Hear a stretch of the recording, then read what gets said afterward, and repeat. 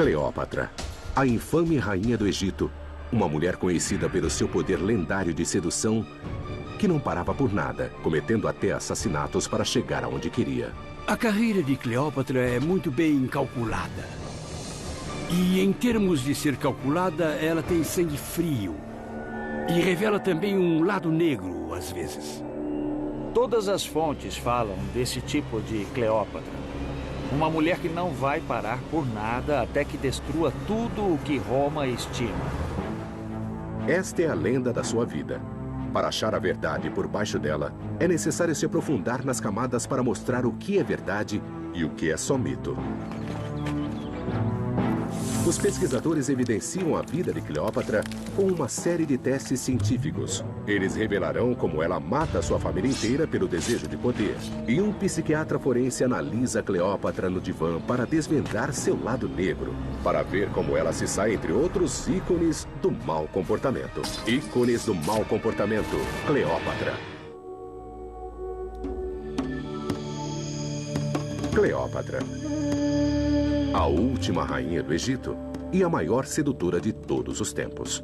Impulsionada por poder e ambição, a sua vida foi dominada por um coquetel inebriante de sexo e assassinato. Fontes romanas antigas a rotulam como uma oriental arrogante e uma rainha prostituta. Cleópatra é fascinante. Uma vez que é uma das poucas mulheres que governou no mundo antigo, eu quero observar como ela usou o sexo, o poder e o assassinato para alcançar seus objetivos. Para compreender Cleópatra, o psiquiatra David Maló vai examinar seu comportamento e então posicioná-la num gráfico psicológico de mau comportamento para revelar onde ela se encaixa entre outros tiranos da história, como Júlio César, Gengis Khan e Nero. Nada fazia com que Cleópatra desistisse de se manter no poder. Ela envenenou seu irmão de 13 anos numa tentativa de obter o controle total do Egito. Ela mandou matar a sua irmã mais nova no santuário de um templo, escandalizando o mundo antigo. E seduziu um dos maiores homens de Roma, na sua sede por poder. Mas muitas dessas histórias terríveis sobre Cleópatra foram escritas pelos romanos, e eles não gostavam muito dela. Cleópatra é representada nas fontes romanas como uma grande sedutora e uma assassina diabólica. Em suas palavras, um monstro fatal. Uma mulher que quer dominar Roma e seduzir os homens para que façam tudo por ela, contra a lei ou a natureza deles.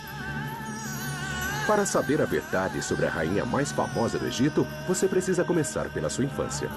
Ela é a filha do faraó Ptolomeu XII, bem educada e preparada para o poder desde o nascimento. Estando há 300 anos no poder, sua família, os Ptolomeus, transformaram o Egito em uma potência cultural e econômica. Mas isso tem um preço. Há um lado negro dos Ptolomeus também. Assassinatos em família e incesto foram uma realidade por todo o seu reinado. E agora não é diferente. Cleópatra tem 2 irmãos mais novos e 2 irmãs. Eles disputam com unhas e dentes o poder e o controle. De vez em quando, alguém leva a pior. Em 58 a.C., o pai de Cleópatra é forçado a fugir do Egito para Roma. Depois de uma rebelião iniciada por sua própria filha, a meia-irmã de Cleópatra, ele levou Cleópatra, uma menina de apenas 11 anos, para Roma. Cumprindo com uma tradição de família, logo na sequência, a irmã de Cleópatra mata o seu marido estrangulado. Mata a sua mãe e assume o trono do Egito. Mas ela não é a única cruel entre os Ptolomeus. Logo será a hora da revanche. O pai de Cleópatra retorna ao Egito, mas desta vez com o exército de Roma para recuperar o seu poder. E uma das primeiras coisas que ele faz é executar sua própria filha que havia iniciado a rebelião contra ele. Cleópatra cresce em meio a essa novela de carnificina familiar. Cleópatra, ainda em tenra idade, já vivenciou um quadro bem claro de como era a política familiar. Ou você mata os seus parentes, ou correrá o risco de ser morto. O fato de ela ter testemunhado o assassinato da sua própria irmã Teve um profundo efeito psicológico sobre ela. Ela aprendeu que a vida não é nada. Aprendeu que se deve obter poder a todo custo, mesmo que isso signifique matar seus próprios parentes. Essa lição ela guardou. E aprendeu mais uma. Se você quiser ter sucesso, precisará de amigos poderosos. Cleópatra testemunha em primeira mão o poder militar de Roma e vê do que ele é capaz quando está do seu lado. Isso causa um impacto profundo nela. Ela jamais se esquecerá disso pelo resto da vida. Em 51 a.C., o pai de Cleópatra morre. Como homem mais velho, o jovem irmão de Cleópatra é coroado. E seguindo uma antiga tradição egípcia, Cleópatra se torna a sua vice-governante. Ela tem 18, ele tem apenas 10. Essa mesma tradição antiga exige que eles se casem, um com o outro. Segundo a tradição de Ptolomeu, os irmãos devem se casar para manter a sua posição no trono. E esta é uma tradição faraônica bem antiga. Mas para nós, isso é perverso, é revoltante, simplesmente se trata de incesto. Não é um casamento aprovado no céu. Seguindo a tradição, os Ptolomeus logo saem se matando de novo. Dentro de 2 anos, a relação entra em colapso total. O irmão marido de Cleópatra arma um golpe. E Cleópatra é mandada para o exílio. Não havia como Cleópatra desistir do Egito ou renunciar ao trono. Ela, com certeza, teve que fugir. Mas é uma pessoa ambiciosa e o trono é dela por direito. Então, no exílio, ela vai procurar qualquer chance de voltar para o Egito. Para fazer isso, ela precisará de uma ajuda poderosa. E as suas experiências na infância com o pai lhe ensinaram onde achá-las. Embora as ricas colheitas e o porto estratégico em Alexandria torne o Egito um país muito rico, ele é cercado por todos os lados pelo poder de Roma, o império que domina o mundo antigo. Se Cleópatra puder negociar interesses romanos no Egito, o país é dela. E Roma recentemente ganhou um novo governante, Júlio César. Ele se tornou o aliado perfeito para Cleópatra. Eu acho que ela viu em Júlio César um aliado para restabelecê-la ao poder, como anteriormente as forças romanas devolveram o poder ao seu pai usando recursos romanos. Ela poderá fazer uso da lição aprendida com o pai para explorar a força de Roma e conseguir o que ela quer? César chegou às margens do Egito no dia 2 de outubro em 48 a.C.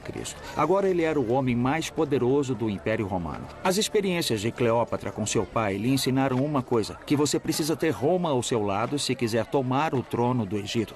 E foi isso que Cleópatra fez. Aproveitou uma chance única de fazer com que Júlio César ficasse ao seu lado para possuir o trono do Egito. A única chance de Cleópatra voltar ao Egito é com o apoio de Júlio César e o poder de fogo do exército romano. O que uma rainha exilada com poucos aliados pode fazer para ganhar o apoio do homem mais poderoso do mundo antigo e garantir o seu lugar como a rainha do Egito? A resposta é: o que for preciso. Júlio César, o novo governante de Roma, chega ao Egito e se encontra no meio de uma briga de família. Cleópatra e seu irmão marido estão lutando pelo domínio do trono egípcio.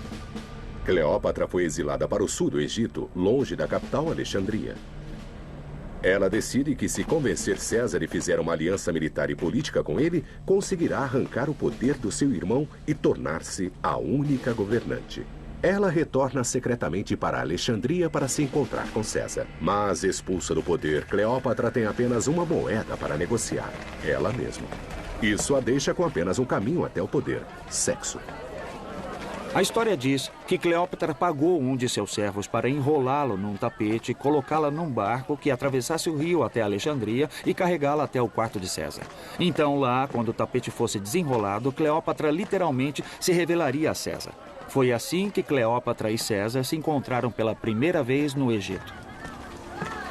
É um dos primeiros encontros mais memoráveis da história. As fontes romanas escrevem como uma chegada romântica de Cleópatra. Mas seria mesmo só uma estratégia para namorar o homem mais poderoso do mundo?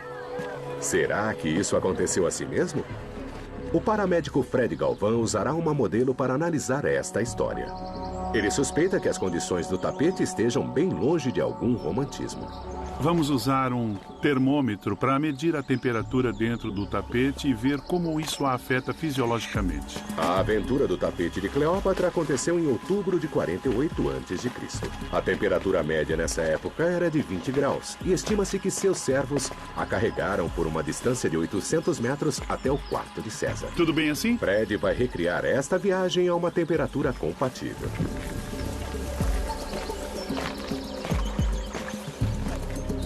Depois de 3 minutos, a temperatura dentro do tapete já aumenta rapidamente.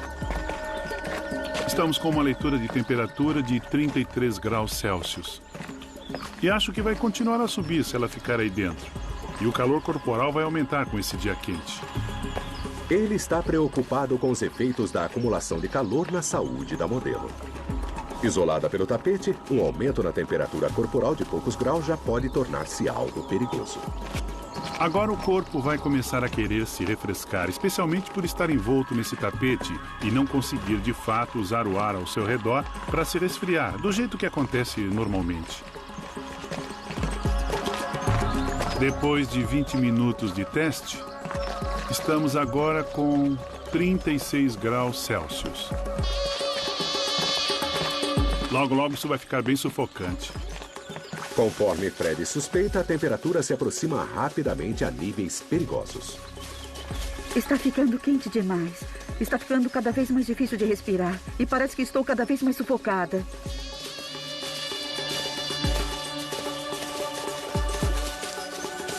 A temperatura dela já subiu para 37 graus.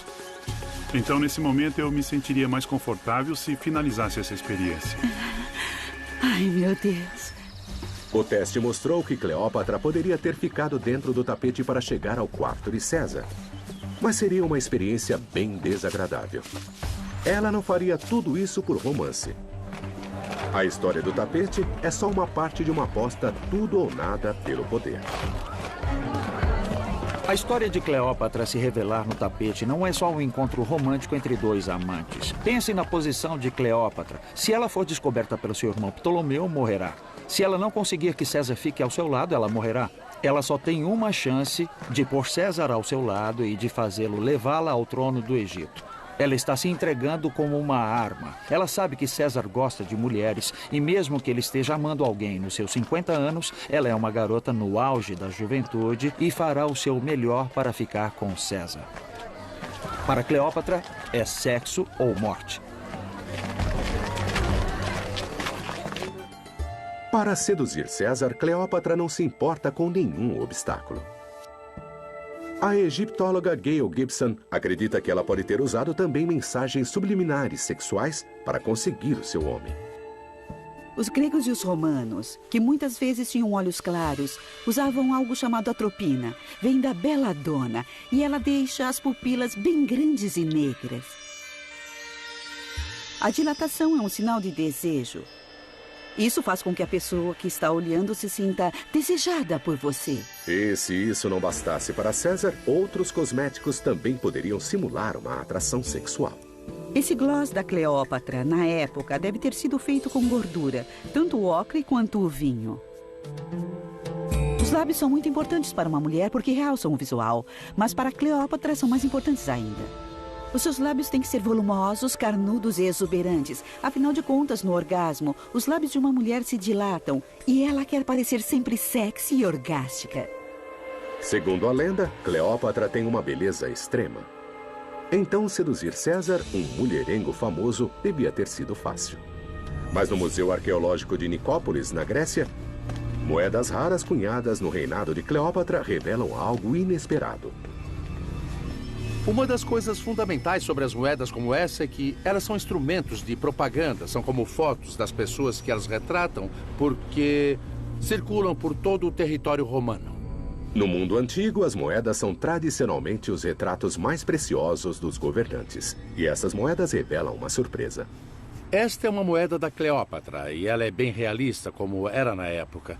E dá para perceber que, apesar de, em teoria, ela ter uma beleza lendária, ela, na verdade, parece bem feia. E isso recebe apoio do escritor romano Plutarco, que menciona especificamente que ela não é de uma beleza incrível. As imagens no computador agora permitem que o rosto de Cleópatra seja reconstruído.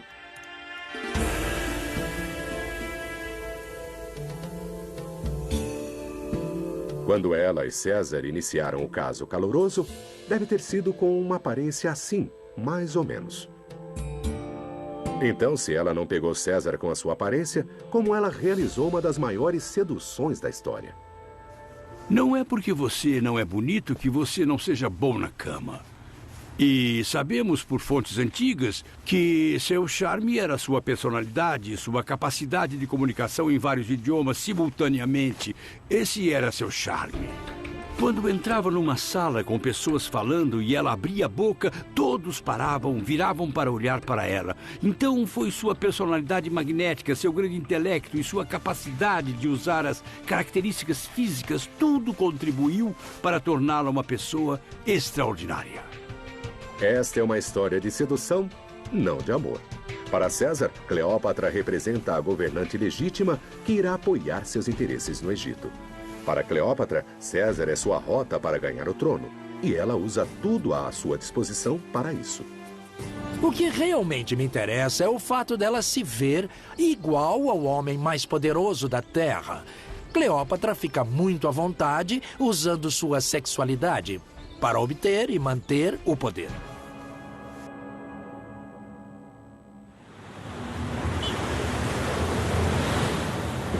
Agora, vivendo com César em Alexandria, Cleópatra pode acertar as contas com seu irmão marido. Dada a sua história familiar, não vai ser nada bom. Ptolomeu fica enfurecido ao descobrir Cleópatra com César. Por 3 meses, ele e sua irmã Arsínoe o cercam dentro das muralhas. Mas cercar César é uma jogada errada do garoto rei. No começo de 48 a.C., na Batalha do Nilo, as legiões romanas superam as forças de Ptolomeu. Milhares fogem e Ptolomeu XIII se afoga tentando escapar de César. O peso de sua armadura de ouro arrasta-o para baixo. Com o irmão morto, Arsínoe é exilada para Éfeso, na Turquia moderna.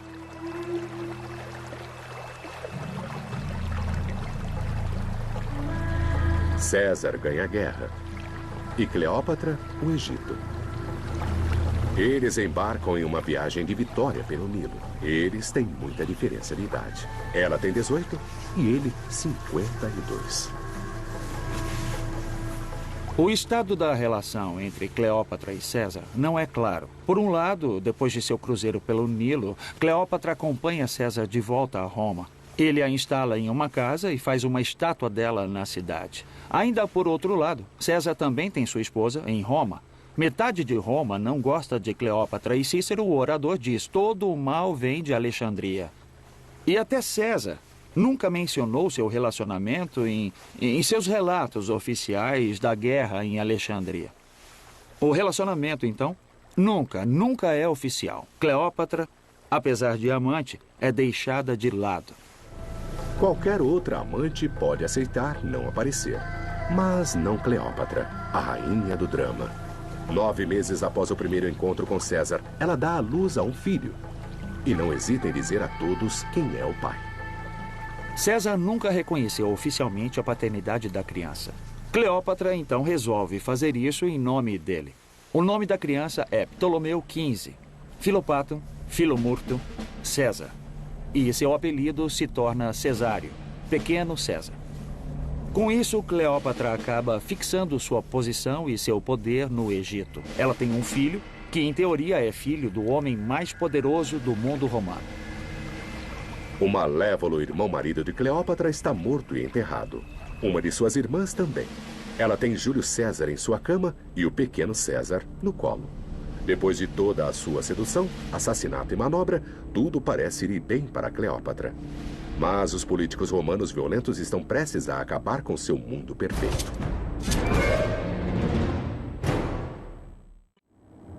15 de março de 44 a.C., Júlio César é assassinado. O mundo perfeito de Cleópatra desaba ao seu redor. Deve ter sido bem difícil sair da crista de uma onda enorme que, em teoria, jamais se quebraria, para encontrar, de repente, as notícias de que o homem em quem você guardou toda a sua esperança, o seu aliado na vida, foi extirpado porque César foi assassinado. Tenho certeza de que Cleópatra ficou devastada, mas ela agiu rápido. E essa ação foi tipicamente brutal. Com a morte de César, a coroa do Egito corre o risco de ter outros pretendentes. Seu rival mais próximo é o último irmão restante, Ptolomeu XIV, de 13 anos. Ele nunca pareceu uma ameaça a ela, mas não muito depois da morte de César, ele misteriosamente desaparece dos registros históricos. Seu irmão mais velho, Ptolomeu XIV, desaparece de todos os registros. Eles não dão pistas para nós do que aconteceu com ele, mas se nos voltarmos às fontes romanas, um historiador chamado Joséfos nos diz que Cleópatra pode ter tido uma mão em seu assassinato. E o que Joséfos também indica é que ela pode tê-lo envenenado. Também parece que combina com o padrão emergente da atração de Cleópatra por envenenar pessoas. Ela testou sua prática em prisioneiros para saber qual era o modo mais rápido e eficaz e, mais tarde, em seus próprios servos. Mais drama. Cleópatra poderia mesmo ter envenenado seu irmão? Ela tinha um motivo. Ela devia ter a oportunidade, mas ela tinha os meios. Só um toxicologista pode responder isso. Cleópatra tinha muitos venenos disponíveis. Ela tinha todos os botânicos, além de alguns dos metais famosos, como arsênico. Então não há dúvida de que ela teria acesso fácil. A primeira possibilidade é rododendro, uma toxina potente que florescia na época de Cleópatra. Mas o Dr. Erickson a deixa de fora. Seria preciso uma grande quantidade do rododendro para se fazer algo diabólico ou matar alguém. Muito mais provável é o extrato da planta meimendro. Meimendro é uma planta muito interessante. Cleópatra teria acesso a ela porque a maquiagem e os cosméticos eram muito importantes para ela. Faziam parte de sua realeza, sua beleza. E muitos cosméticos tinham venenos, mas era uma quantidade pequena que de fato não causava envenenamento total do corpo. Se o meimendro entra no sistema, você começa a ficar muito agitado. Então seu coração começa a acelerar com uma taxa de batida rápida. Então você tem um ataque e uma convulsão. E se for uma dose grande o bastante, ele pode matar. Não é de fato um bom modo de matar alguém rápido. Então a morte por meimendro é lenta, longe do ideal se você quer se livrar rápido de alguém.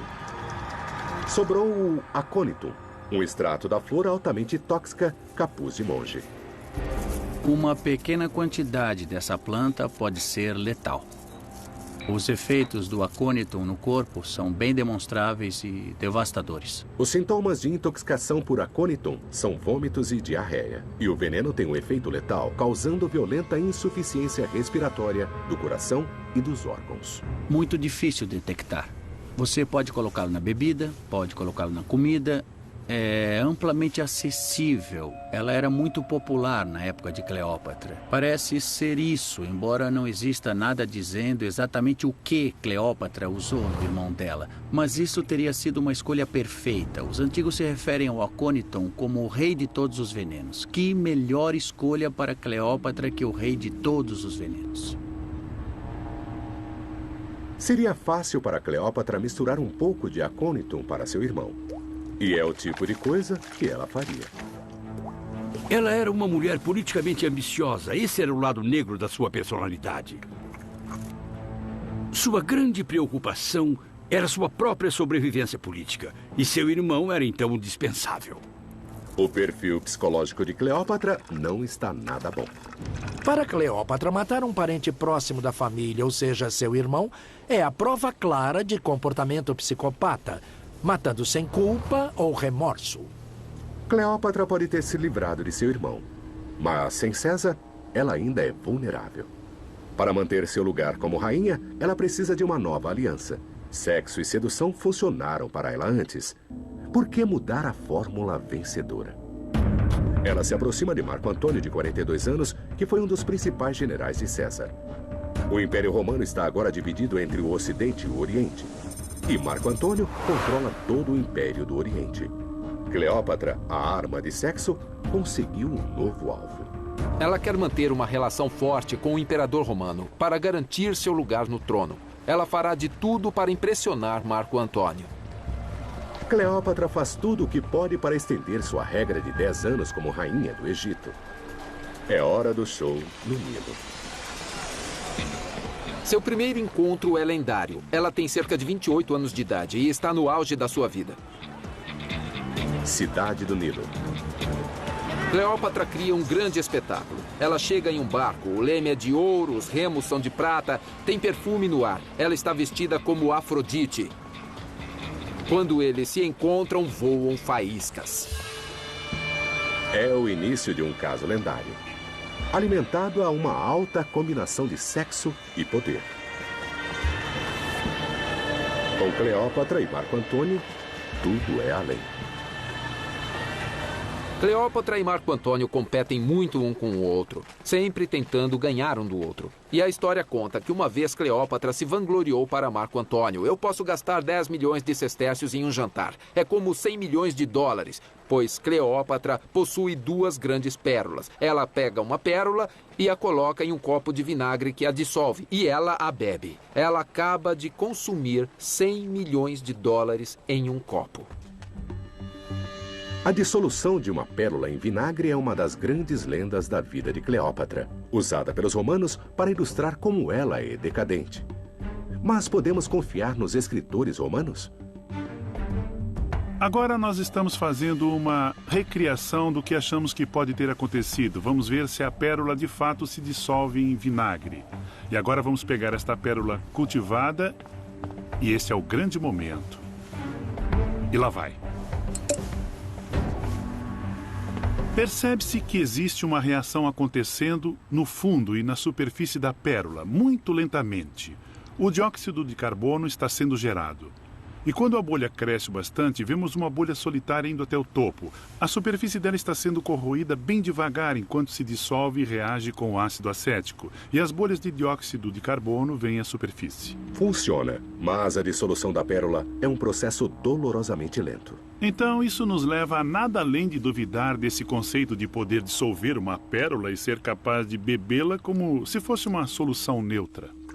É lento demais para combinar com a história de um truque decadente durante um jantar. Parece que os escritores romanos estão sendo levados pelo desejo de demonizar Cleópatra. Mas não há dúvida, Cleópatra é uma sedutora. Sua vida é extremamente excessiva. Mas essa história diz mais dos autores romanos e suas tentativas de escrever uma anedota envolvente do que sobre contar a verdade. Mas uma coisa eles acertam. É que Cleópatra e Marco Antônio iniciam um caso passional. Uma relação construída sobre uma mistura inebriante de poder e sexo que irá destruir os dois. Cidade do Nilo.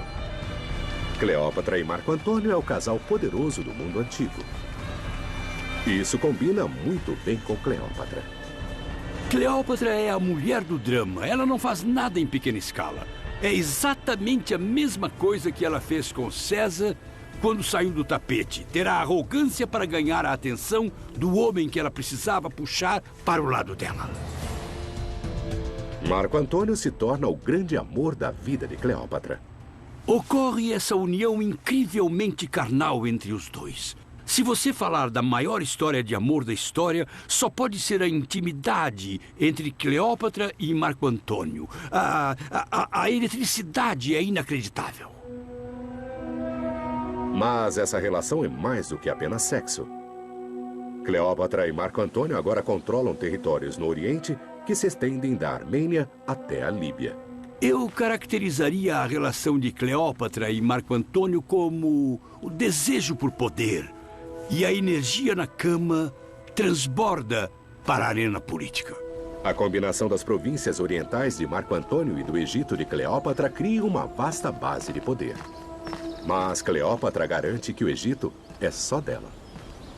A parede traseira do templo de Dendera é um outdoor gigante, proclamando ao povo egípcio que Cleópatra é a única governante de seu mundo. E sabemos isso porque, de acordo com a convenção egípcia, a figura mais importante é a que está mais à esquerda quando o espectador olha o muro. Aqui, em uma escala colossal, temos Cleópatra ocupando essa posição mais à esquerda, sozinha.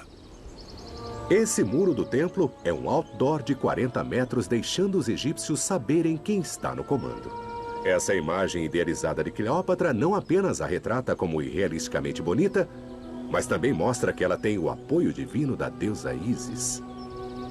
Ísis, no primeiro século, é a deusa universal. Ela garante harmonia cósmica e dominação universal.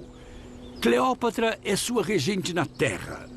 Assim, Ísis transmite a Cleópatra soberania universal sobre o mundo mortal que Cleópatra governa. E as duas agem juntas, a rainha do céu e a rainha da terra. Do mundo incerto e brutal de sua infância, Cleópatra criou uma base potente e estável de onde ela governa o Egito. Isto foi conseguido pela eliminação sistemática de seus irmãos. Só uma permanece viva. Sua irmã mais nova, Arsínoe.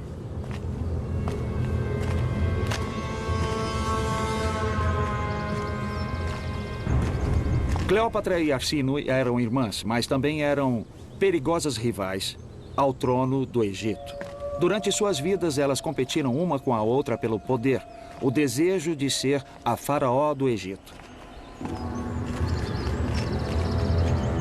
Enquanto Arsínoe viver, a posição de Cleópatra nunca será segura. Isso só pode acabar de um modo. 41 a.C., Éfeso, Turquia. Arsínoe vive no exílio em um local religioso que garante a sua proteção por longa tradição. Cleópatra não pode tocá-la. Mas o seu amante pode. Então Cleópatra exige uma prova de amor de Marco Antônio.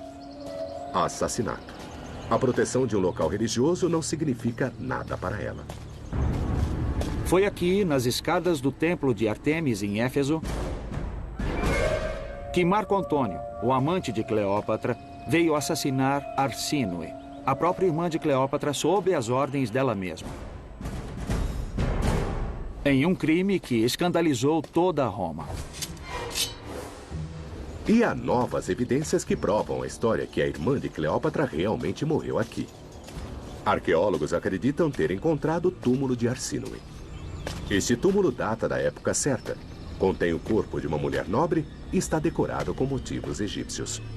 Havia apenas um egípcio do alto escalão em Éfeso, na época que o corpo foi colocado nessa tumba.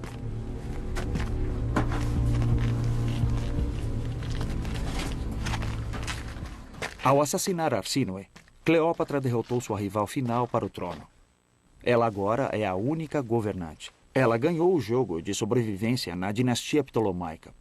E com Marco Antônio ao seu lado, seu futuro agora parecia seguro.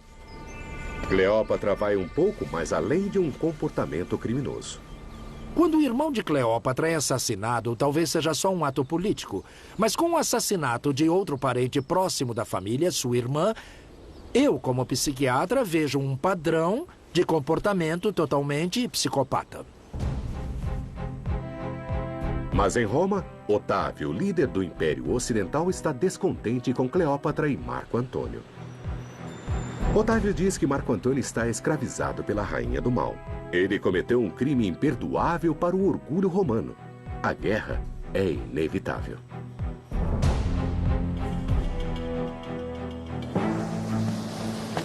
O historiador Mike Bege veio para Ácio, na Grécia, cena da batalha naval decisiva nesse conflito.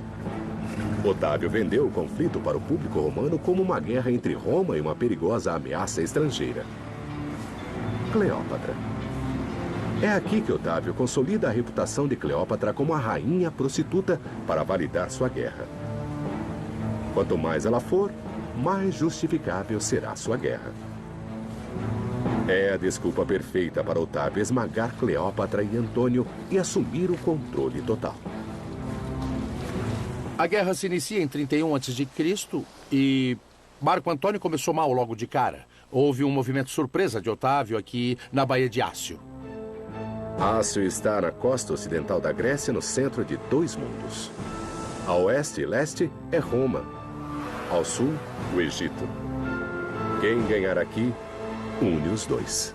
Houve um impasse por semanas, e aí Antônio finalmente rompe o impasse e segue com os seus navios de guerra para a batalha. E seus navios de guerra são muito maiores e mais pesados que os de Otávio. Então a frota de Otávio volta ao mar aberto, onde consegue obter vantagens nas manobras e na velocidade. Otávio saiu na frente e leva o evento para casa. A situação em Ácio agora está desesperadora para Cleópatra e Marco Antônio. Cercados e em menor número, eles não podem vencer. No calor da batalha, Cleópatra decide salvar sua própria pele.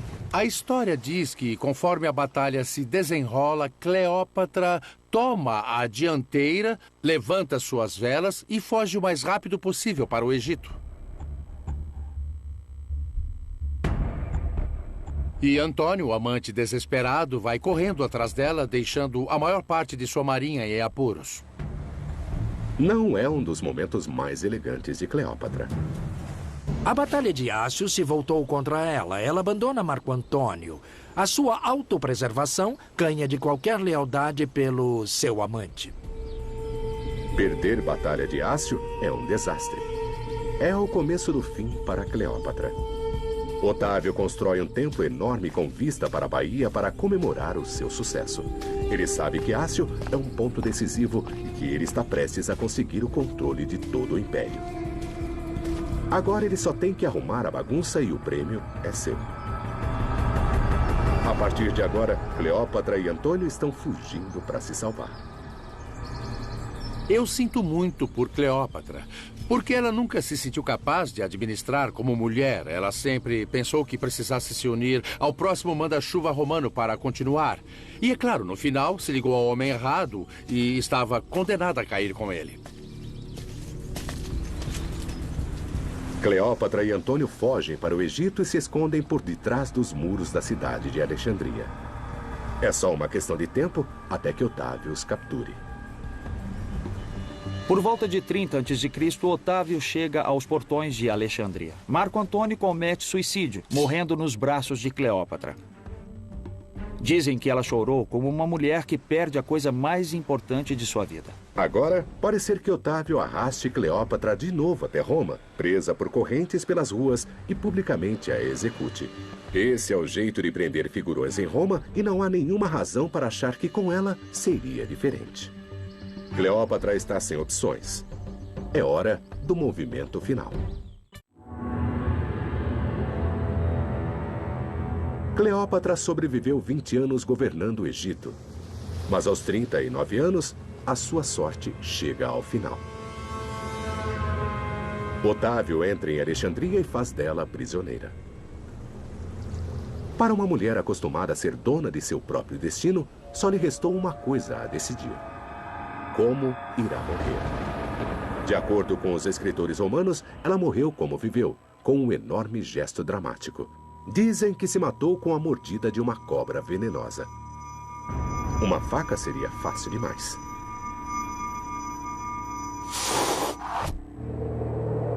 Mas isso é mesmo verdade ou é só outra história absurda, como a dissolução da pérola? O perito em répteis vai investigar a história da morte de Cleópatra. Será que Cleópatra poderia transformar uma cobra numa arma? Ou isso é James Bond demais? No norte da África, duas grandes serpentes mortíferas são acessíveis a ela: a víbora e a cobra egípcia. Primeiro, a víbora africana. As víboras são predadores de emboscada. Elas dão o bote com muita agilidade. As víboras africanas têm um veneno muito tóxico que rompe os tecidos e causa necrose na pele. É como apodrecer os tecidos. Elas destroem totalmente os seus órgãos vitais. O sangue não coagula e você pode morrer de hemorragia no cérebro. Morrer por uma víbora é lento e doloroso. Não é o ideal. E a cobra egípcia seria uma alternativa melhor? A cobra egípcia possui veneno nas suas glândulas, que são ligadas às presas inoculadoras atrás dos olhos. Ela armazena cerca de 300 miligramas de veneno. E o LD50, ou a dose letal mediana para um humano, é de 10 a 15. Então essa cobra consegue matar umas 30 pessoas. Quando essa cobra pica uma pessoa, ela injeta um veneno neurotóxico que ataca o sistema nervoso. Sabemos de pessoas que morreram da cobra egípcia minutos depois de terem sido picadas. Se Cleópatra quer morrer por picada de cobra, essa é uma alternativa atraente. Mas ela ainda precisa ser mordida. E isso não é tão fácil quanto parece. Cobras só atacam se forem provocadas. Vamos usar esse membro artificial para tocar a cobra a fim de irritá-la um pouco e ver se é fácil levar uma mordida dela.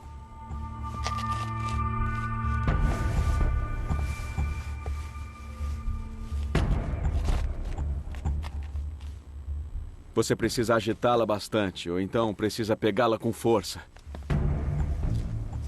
Eu coloquei um pouco mais de pressão agora e dá para perceber que ela se encurvou como uma cobra normalmente faz.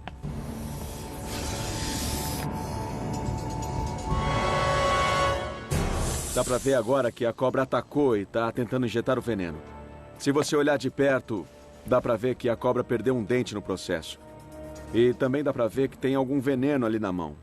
E tem veneno bastante para matar algumas pessoas naquele dedo ali. Tentar provocar uma cobra para ser mordida pode não ser o fim mais digno. Mas se ela estiver determinado bastante para morrer assim, pode ter funcionado. Cleópatra sabe que irá morrer. Ela escolhe uma morte dramática por mordida de cobra.